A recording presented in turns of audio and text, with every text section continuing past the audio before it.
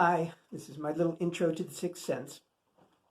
Um, as I said in class, if you were there, this isn't one that needs a big intro.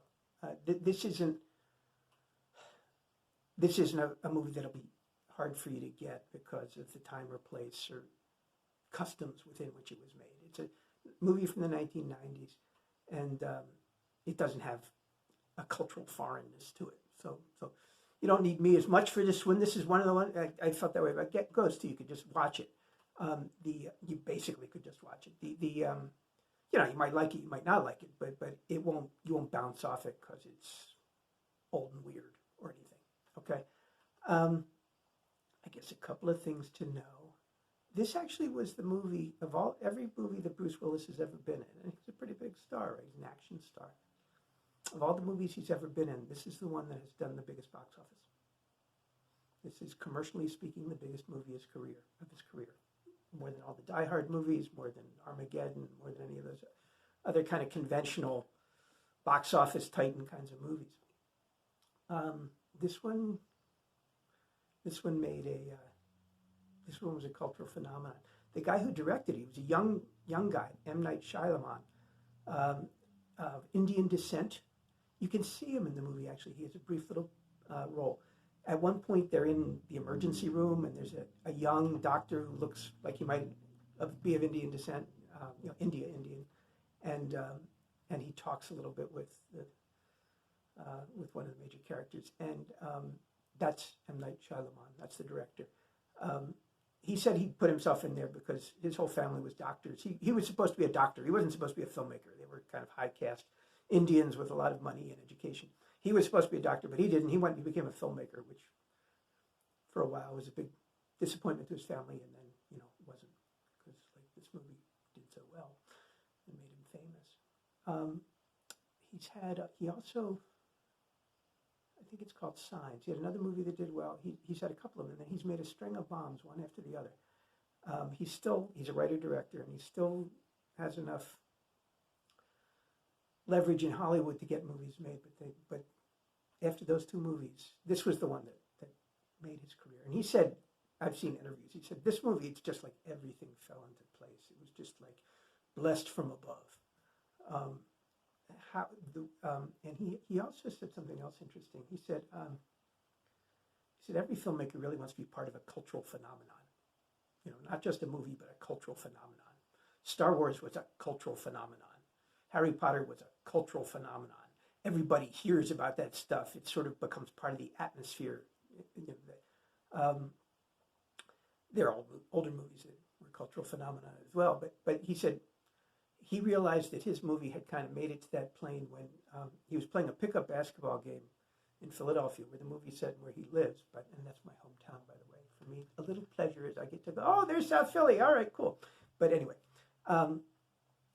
he said he was playing a pickup basketball game, and I don't want to spoil anything, but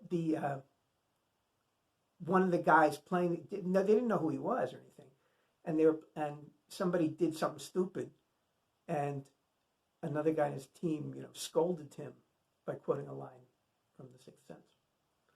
And then he said, when lines from my movie are getting used in pickup basketball games, I know I've been part of a cultural phenomenon.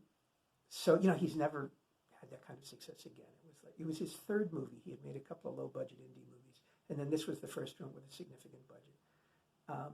But this was the golden child, among his offspring. It got nominated for Best Picture. It didn't win. The movie that did win, which I remembered as quite a good movie, people don't go back and watch that movie again. It was called American Beauty, and Kevin Spacey, which is also problematic. He's one of the notorious figures in the Me Too scandal. But it's like American Beauty was a good movie and everything, but this one people keep watching. And this one has made its way onto the American Film Institute's list of the 100 best movies ever made and things like that. And I think it was, they do that survey every decade, and I expect it to slowly climb the charts. I'm not saying it'll ever become number one on those charts, but that this one lasts well. This one wears well. And it stays with people. So I'll be, I don't know if you like it or dislike it. It's got a very distinctive flavor and tone, and some people might not like it because of that. But I doubt you'll be bored. I will say that. Another thing you should know: the kid, but there's a little kid with one of the two central roles. Bruce Willis is the other one. The little kid in the movie, Haley Joel Osment. Nobody'd heard of him before. He made a sensation in this role. He was nominated for Best Supporting Actor. He should have won. I mean, it was a really good category that year, but he still should have won. The kid just blew people away. And I think you'll see why. Shia LaMoon said he basically interviewed every child actor in America for this role. Because you'll see, it's a demanding role. And he said Haley Joel Osment came in and said he was dressed in a suit. The kid was maybe 10 years old. He was dressed in a suit. He had read the script 3 times. And Shia LaMoon said, so he's there and he starts reading my dialogue back to me, because Shia LaMoon wrote the script too. He said, I heard this kid read my words, and it was like I'd never heard them before.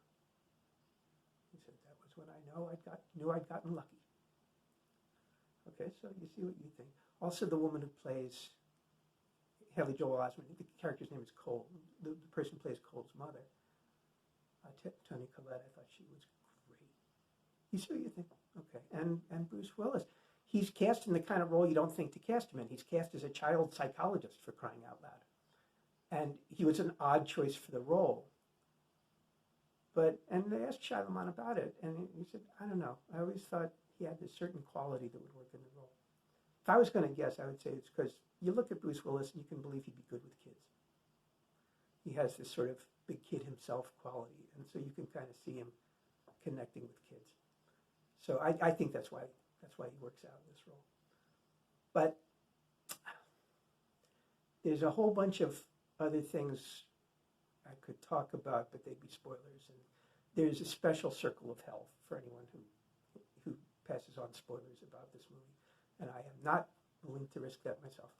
So we'll talk about it after you've seen it. We'll talk about it on Thursday. All right. Go for it. I don't think you'll be sorry you did.